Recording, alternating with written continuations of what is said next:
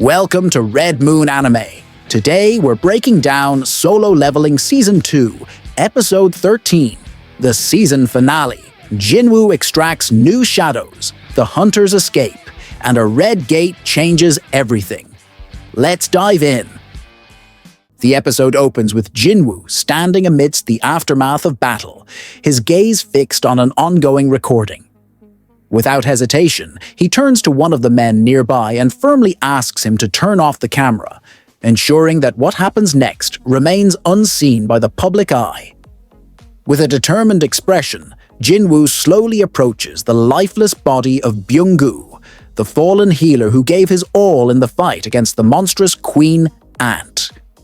Kneeling beside him, Jinwoo activates his shadow extraction ability, using his immense power to bring Byung-gu back in a new form, intending to resurrect the valiant hunter as a shadow soldier. Meanwhile, far from the battlefield, Chairman Matsumoto's subordinates gather on a ship, discussing their next course of action. Among them, Reiji steps forward, addressing the group with a serious tone. He reveals that Matsumoto has ordered them to proceed with Plan 9, a secretive strategy involving a return to Jeju Island. His words spark concern among some of the men, especially since the island has already been the site of devastating battles. Minoru objects to the plan, voicing his concerns, but Reiji reassures him, revealing that someone has already taken down the Queen Ant's strongest son. He argues that without the son, they should be able to proceed without major issues. Meanwhile, back on the battlefield, Jinwoo informs Dongwook and the others that before his death, Byung-gu had specifically wanted him to use his powers. Acting on Byung-gu's wishes, Jinwoo revives Byung-gu's shadow, allowing the fallen healer to use his abilities to heal Hae-in. Baek takes a moment to process Jinwoo's actions, acknowledging his reasoning. He understands why Jinwoo chose to use his powers on Byung-gu, but despite that, he openly expresses his discomfort. Baek admits that, while he respects Jinwoo's decision, he cannot bear the thought of seeing his fallen comrade return to the battlefield as a shadow soldier. Jinwoo listens carefully, recognizing Baek's wishes. Ultimately, he decides to release Byung-gu's shadow. As Byung-gu fades away, he turns to Baek with a warm, reassuring smile before vanishing completely. Meanwhile, Matsumoto observes the unfolding events from his office, his eyes fixed on Jinwoo and the other hunters. Seeing how the situation has shifted, he comes to a decision and instructs his subordinate to cancel Plan 9, realizing that the circumstances have changed beyond his expectations. Back on the battlefield, Heejin and the other hunters continue to battle swarms of ant magic beasts aboard their respective ships, struggling to keep them at bay. As they fight, they discuss how the ants are acting chaotically, likely due to the absence of a leader. Meanwhile, Baek, Choi, and the remaining hunters successfully make their way out of the Queen Ant's cave. With their mission complete, they board an aircraft, preparing to leave Jeju Island.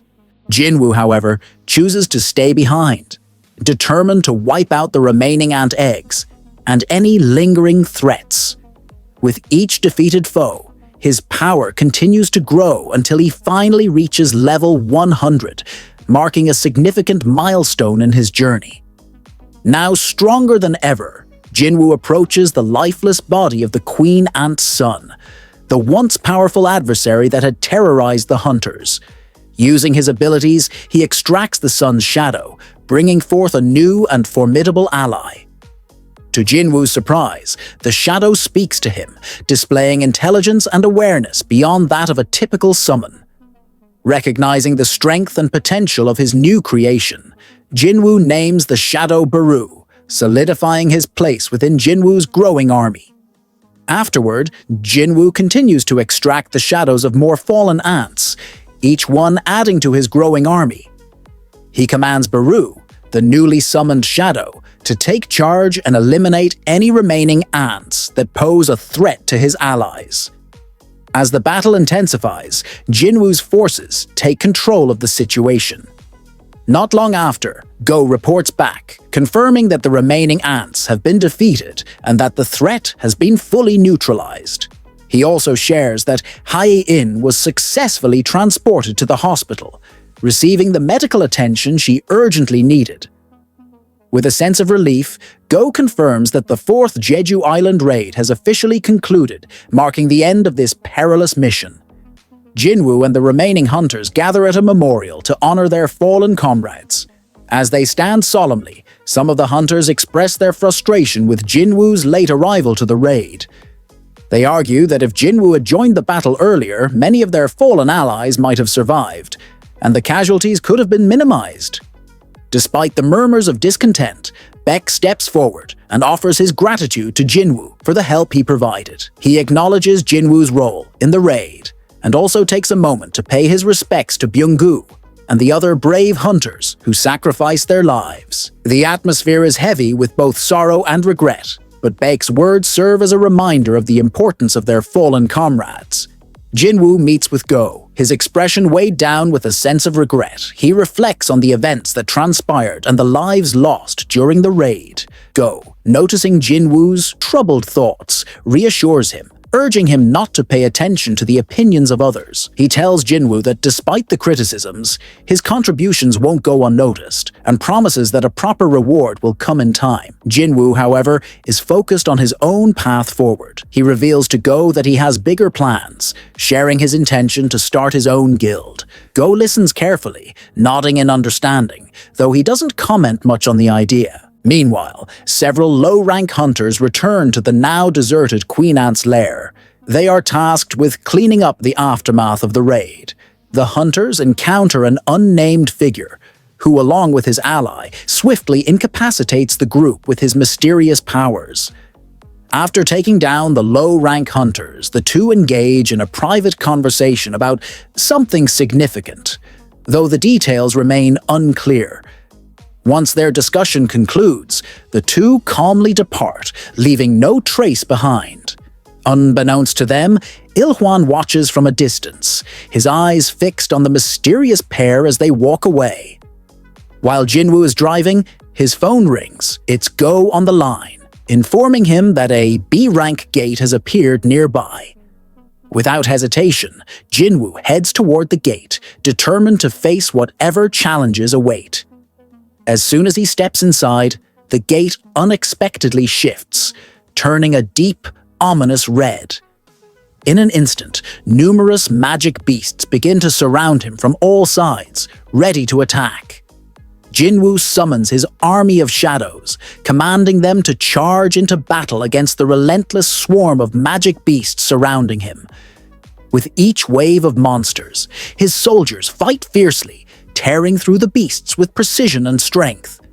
As the battle rages on, Jinwoo stands at the center, focused and unwavering, leading his army with commanding authority.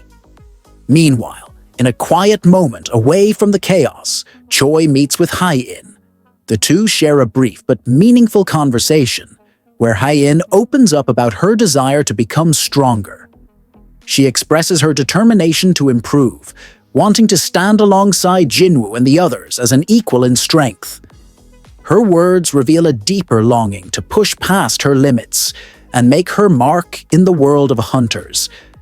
As Jinwoo's army continues to tear through the magic beasts, his mind drifts to deeper thoughts.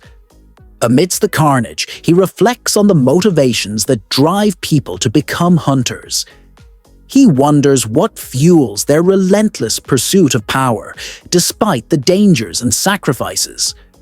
With the battle still raging, these thoughts linger in his mind as he contemplates the true cost of the hunter's lifestyle. After Jinwoo's army successfully defeats the magic beasts, his loyal soldiers kneel before him in respect, acknowledging his leadership and strength. As the dust settles, he declares confidently that he is ready for the next hunt, signaling the start of even greater challenges to come. And that's a wrap on Solo Leveling Season 2, Episode 13. If you enjoyed the breakdown, make sure to hit that like button, subscribe, and share with your friends. We've got more epic recaps and deep dives waiting for you right here on Red Moon Anime, so don't forget to check out our other videos. Tap that notification bell so you never miss a single update. Thanks for watching, and we'll see you in the next one.